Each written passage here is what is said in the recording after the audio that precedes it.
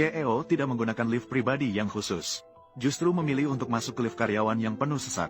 Terlihat, dia terus memandang tanpa berkedip pada gadis yang mengenakan masker. Jantungnya juga berdebar-debar tidak henti-hentinya saat itu. Dia tidak tahu bagaimana cara menyapa gadis itu agar terdengar lebih natural. Namun, begitu pintu lift terbuka, seorang gadis ceroboh mendorongnya ke depan. Belum sempat dia memulai percakapan, gadis yang mengenakan masker itu dengan wajah penuh rasa malu, dengan terburu-buru keluar dari lift. Tak disangka, saat waktu makan siang, CEO malah bertemu lagi dengan gadis ini di kantin karyawan. Setelah gadis itu melepas maskernya, kecantikan yang luar biasa membuat CEO jatuh cinta sepenuhnya. Namun, saingan cinta datang bertubi-tubi. Bukan hanya ada yang mengirimkan stroberi untuk gadis itu, atau datang untuk menambah teman. Hati CEO dipenuhi dengan rasa cemburu. Dia terjebak dalam obsesi yang tidak sehat. Sejak saat itu, dia setiap hari memantau melalui kamera pengawas, mengamati setiap gerakan gadis dengan seksama. Cinta ini semakin mendalam, namun dia tetap tidak berani mengungkapkan perasaannya. Ternyata keluarga CEO memiliki penyakit turunan langka. Penderita akan memiliki rasa posesif yang berlebihan terhadap pasangan. Ibunya tidak tahan dengan kontrol ayahnya.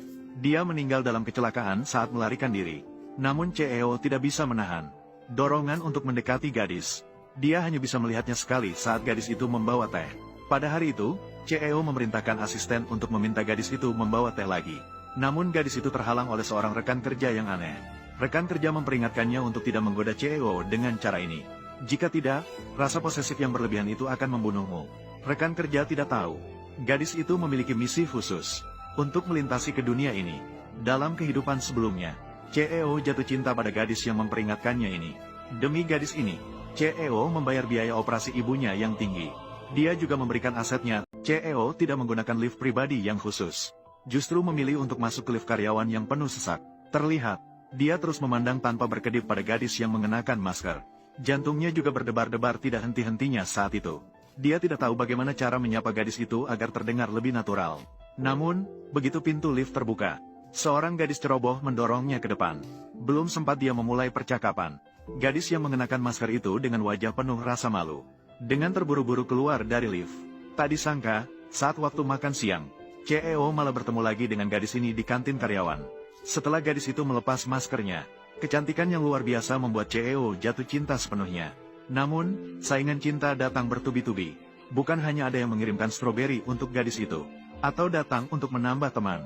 Hati CEO dipenuhi dengan rasa cemburu. Dia terjebak dalam obsesi yang tidak sehat. Sejak saat itu, dia setiap hari memantau melalui kamera pengawas, mengamati setiap gerakan gadis dengan seksama. Cinta ini semakin mendalam, namun dia tetap tidak berani mengungkapkan perasaannya. Ternyata keluarga